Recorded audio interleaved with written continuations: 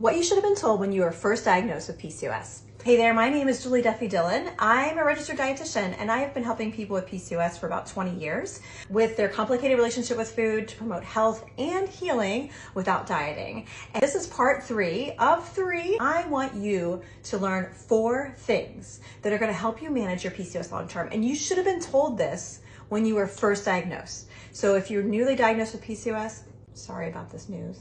Or if you were diagnosed a long time ago, better late than never. Let's help everybody catch up. Number 1 is you want to find tools that are sustainable for you long term that help keep insulin levels lower.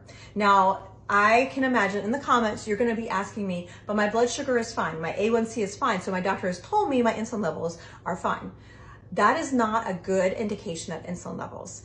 People with PCOS have such high circulating insulin levels, and the estimates are 95% of people with PCOS have very high circulating insulin, and it's so high that it brings down blood sugar and A1Cs to a normal range. So it's just not a really good way to actually catch whether or not you have high insulin levels. Instead, you can get a test called a HOMA IR. And actually, I remember now in 2023, they have changed it to just call it the IR test, which basically tests your fasting insulin, which is just your average insulin over the last 3 weeks.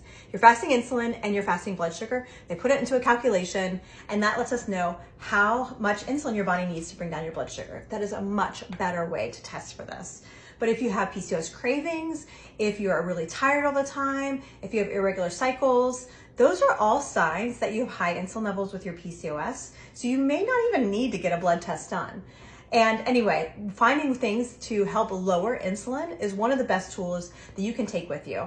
I have lots of free tools on my website. I have a free class that you can take that talk about all of these things. And that's just the beginning.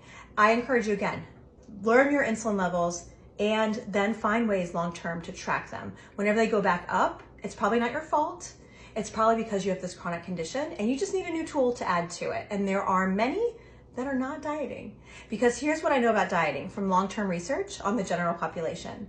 If you're dieting for 2 years or more, whether you go on and off the diet or stay on it the whole time, what we know to be true is that leads to higher insulin levels. It literally causes high insulin levels to chronically diet. So moving away from dieting and finding tools that help you to lower insulin levels long-term is one of the best things you can do to help your PCOS. Now at diagnosis, 10 years from now, 20 years from now, when you're in midlife and beyond. So the second thing outside of insulin is you also want to find tools that help lower inflammation levels. I do have other videos on inflammation. I also have blog posts. I have lots of tools that help lower inflammation without dieting with PCOS. And you may be saying, well, I heard that dieting helps inflammation levels. Yeah, when you diet for the first 2 to 3 months, it usually does knock down inflammation markers.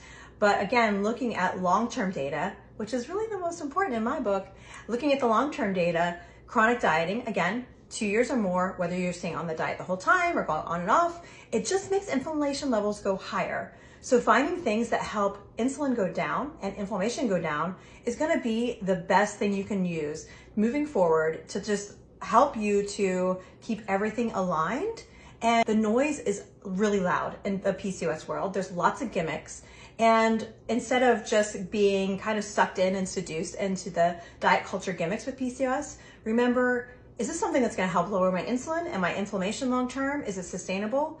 If it's no, then it's not good enough for you. I encourage you to increase 2 things in your life now that you've been diagnosed with PCOS. One is I want you to increase your boundaries everywhere, at home, at work, with your partner, with your friends, with your relationship, with movement. I encourage you to have more boundaries than you probably ever have. Why? Your stress is something that's going to hurt you a lot more than people without PCOS, because stress is something that increases inflammation. Some stressors I know you can't control. If you're experiencing racism, you can't just eliminate racism. There are some things that you may be able to control, maybe scheduling rest during the day, connecting with folks that you feel safe around as often as you can. Doing those kinds of things, those kinds of boundaries will significantly impact your inflammation levels and over time improve your PCOS symptoms. The last thing that I encourage you to do with PCOS may surprise you. You ready? I encourage you to rest more. I know that goes against everything that you've been told. You've probably been told you have to do high intensity impact exercise all the time. You have to exercise. You have to work. You have to go to the grocery store. You have to do all this meal prep. What I know is doing all those things with PCOS, again, raises insulin and raises inflammation. You probably need more sleep than most people that you know. And most people with PCOS have a sleep disorder.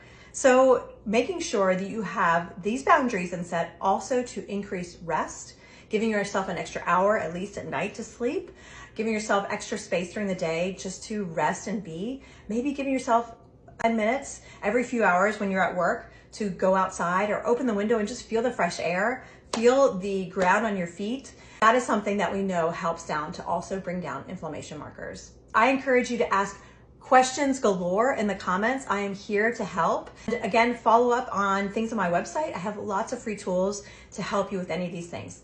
Bye for now.